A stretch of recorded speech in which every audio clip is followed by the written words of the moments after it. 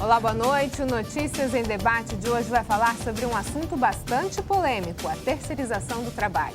E sobre isso a gente conversa com o advogado José Roberto Chiarella. Boa noite, Chiarella, bem-vindo. Boa noite, Roberta. Boa noite a vocês que nos assistem. O tema é bastante polêmico mesmo, vamos poder discutir bastante e poder deixar a população, que está um pouco aflita ainda com o tema, bem mais tranquila. A gente recebe também Leandro Furno Petraglia, também advogado. Boa Muito noite, obrigado, Leandro, boa noite, Roberta.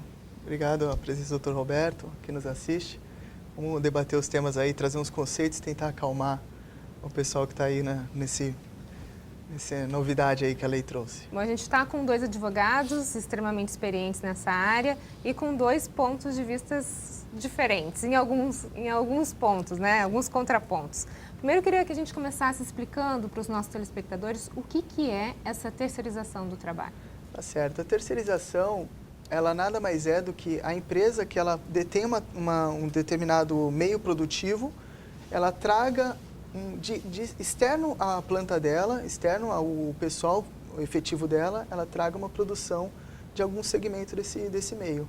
Seria um exemplo, a empresa que ela detém algumas atividades, ela por uma necessidade de uma especificidade no know-how de alguma atividade, alguma outra função, ela possa trazer de fora da planta dela alguém que o faça.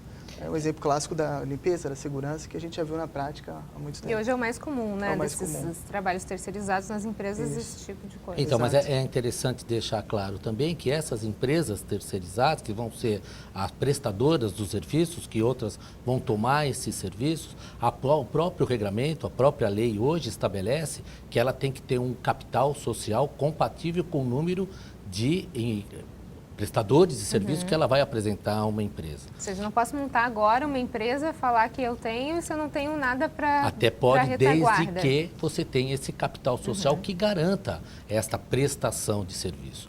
Tudo isso é feito de forma, e essa terceirização nada mais é que pegar o empregador, tirar dele, né, o ônus de contratar com um vínculo de emprego e contratar alguém que vai cumprir essa função, que é uma empresa prestadora desse mesmo serviço, por um terceiro, que é o terceiro que vai fornecer.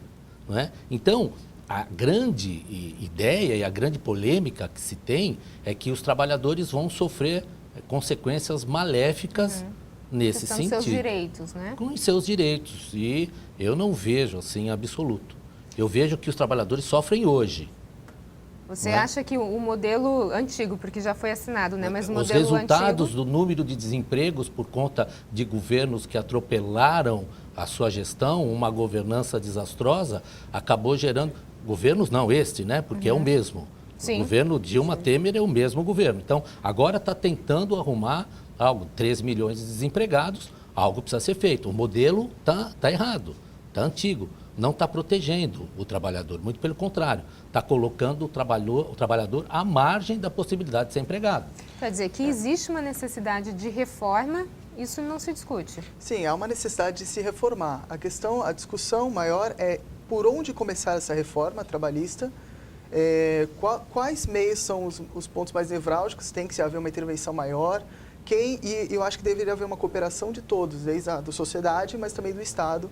Isso é imprescindível. O doutor citou o alto índice de desemprego. A meu ver, na minha opinião, por exemplo, a terceirização, embora possa trazer algum benefício ou não, esse não é o benefício que ela vai trazer. Porque terceirizar é tirar do empregador, como a definição, e trazer alguém de fora. Então, se nós temos uma determinada empresa com 10 postos de trabalho efetivos, se você terceiriza, você retira esses 10 funcionários e põe quantos? 10 terceirizados. Não se criou postos algum.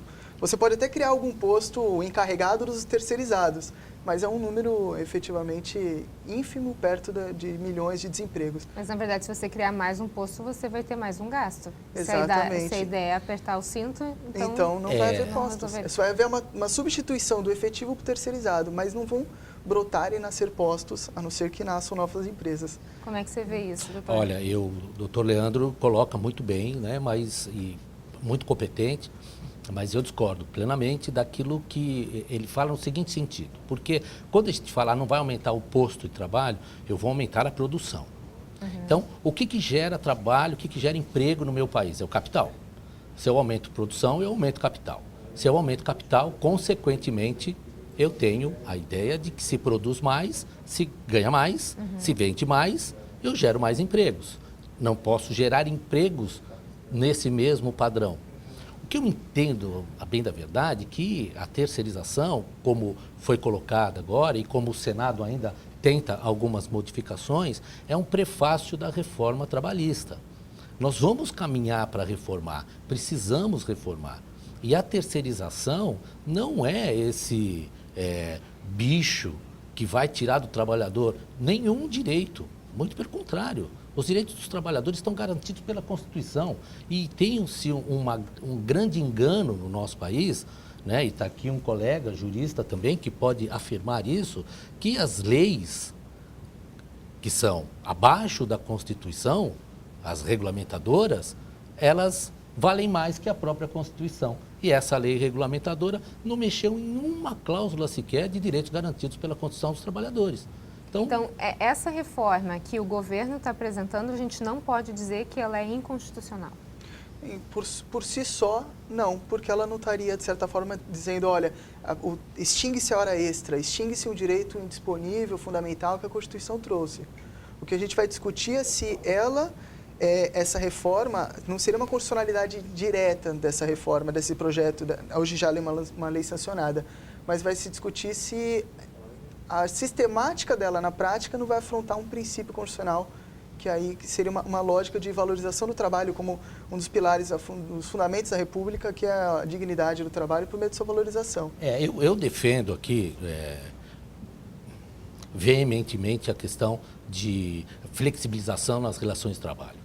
Eu entendo que essa é a melhor forma e a mais moderna de a gente lidar com esses dois pontos, não é? Porque nós tivemos, ao longo de toda a nossa história nas relações de trabalho, e você que nos assiste sabe disso, se não sabe, nós vamos explicar de uma forma pedagógica, né? A relação de trabalho sempre foi uma relação vertical. O capital sempre se sobrepondo ao trabalho, ao trabalhador é a menor parte. E essa relação é uma relação que se está tentando trazer horizontal. O que é essa relação horizontal? É tentar demonstrar, primeiro com a garantia, né? Porque quando um trabalho terceirizado fugir à regra da terceirização, ele pode ser questionado na justiça e ele é considerado um trabalho irregular. E aí o que se vai? Se penaliza. De que forma? Se o tomador de serviço, na hora de contratar esse terceirizado, ele começa a exercer uma função que caracteriza emprego, subordinação, como por exemplo, ele deixa de ser um trabalho terceirizado.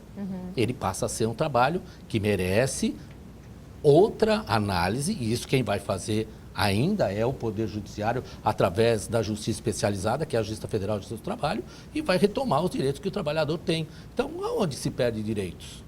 Não vejo. Você vê a garantia total dos direitos que se tem hoje. Não mudaria nada em relação a isso. De jeito nenhum, facilita. E para o empregador ainda que detém o capital, precisa gerar emprego.